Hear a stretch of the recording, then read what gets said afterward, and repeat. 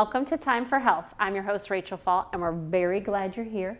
Every time we meet, we talk about a different health topic that might be pertinent to you or maybe somebody you know.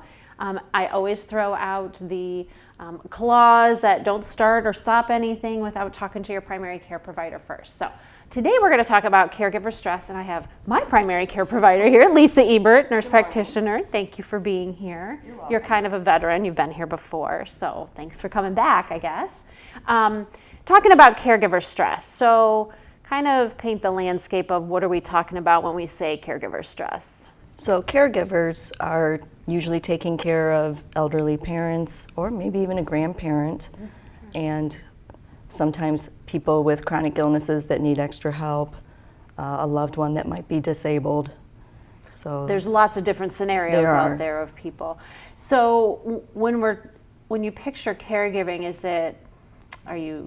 I suppose it could be anything.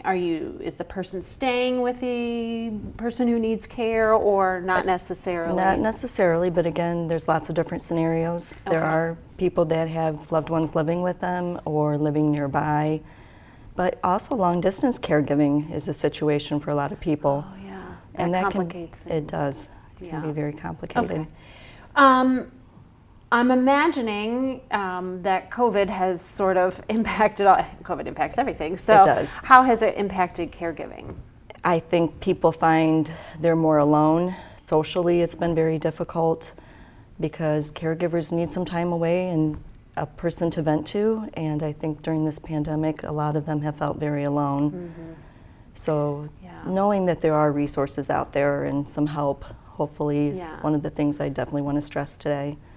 And I feel like, just from the sort of limited work that I do at the hospital up on the patient floor, COVID has also impacted options, home care options or going to a facility options that used to be pretty smooth processes prior to COVID, but because of the virus itself, but also staffing issues and all of that, Right. those smooth processes, people are sometimes having to go home and rely on family more to be the caregivers, I think. And personally, my family went through that kind of situation as well. My parents were getting older, and actually my dad passed away last year after battling with dementia. So it's kind of really close to my heart as Yeah. well.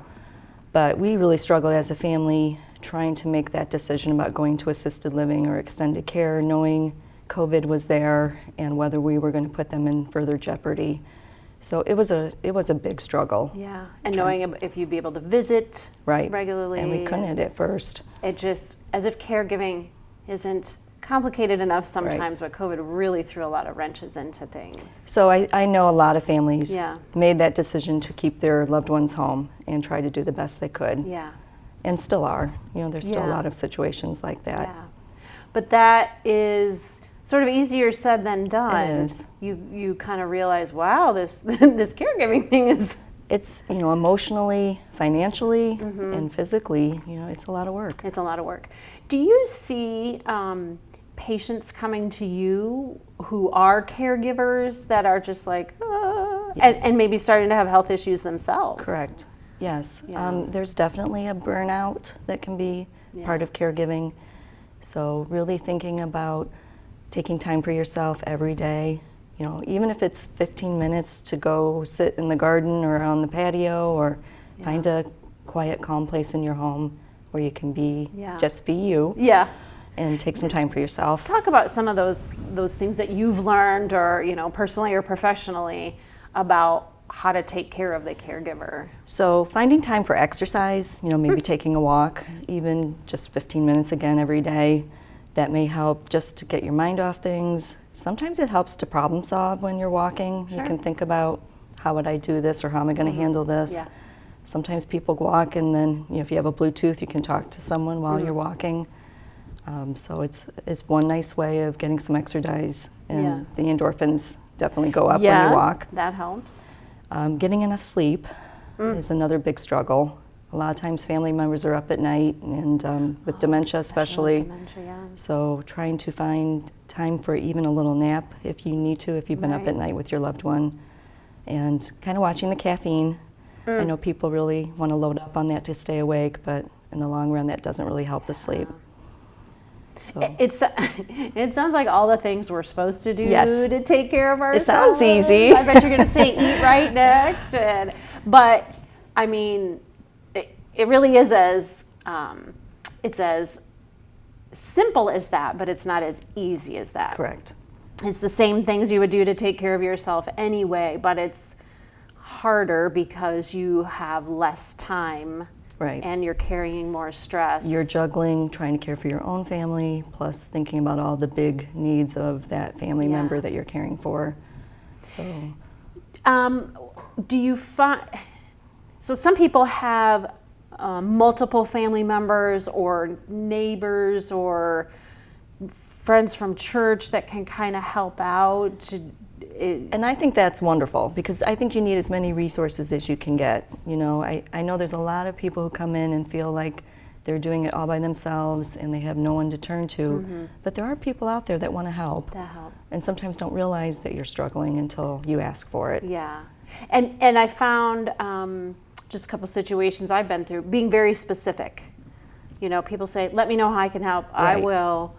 Right. Can you go to the store and get this? Or can you just come and sit and play cards with my family member? Right. Or Or maybe can you bring me a meal yeah. for the week just so I don't have to make another dish? So coming up with some specific things of ways people can help. I agree, absolutely. be- And then there's other options out there as far as if you have committees or church groups that might be willing to help in that manner as well. Sure. I think there's a lot of people that do want to help. They just don't maybe necessarily know how to help or what you need Right. for that help. And I do see people come in who are struggling with caring for their loved one. Knowing it's okay to ask for help is definitely a big one, especially if you're feeling overwhelmed or don't know where to turn next. Yeah. Asking.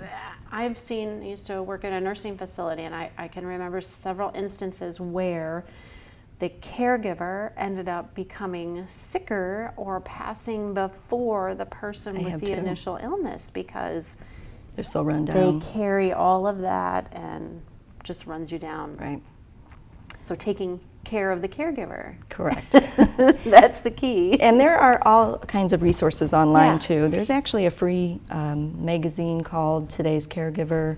There's support groups online, so all of those things are free and available if you do have access to the internet.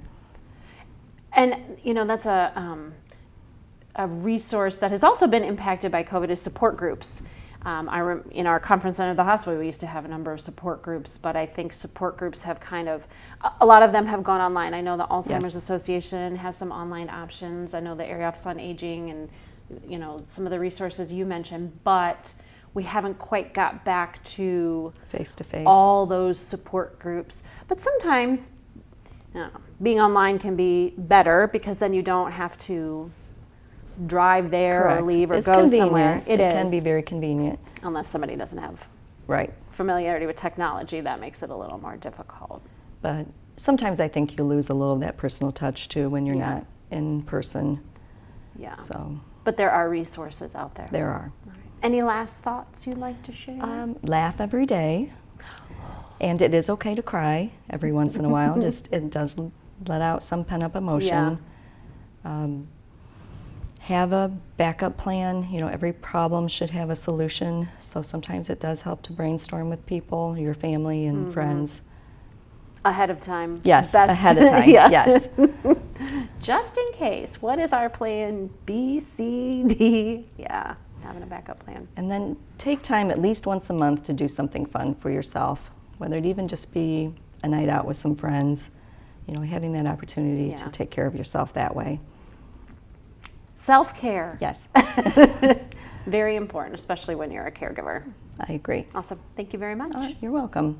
So there you have it, a little information about caregiver stress, what it is, and some options and some resources to try to address it and try to help it. So whether that's helpful information for you or someone you know and love, take it and share it. And until we meet again, I encourage you to make time for health.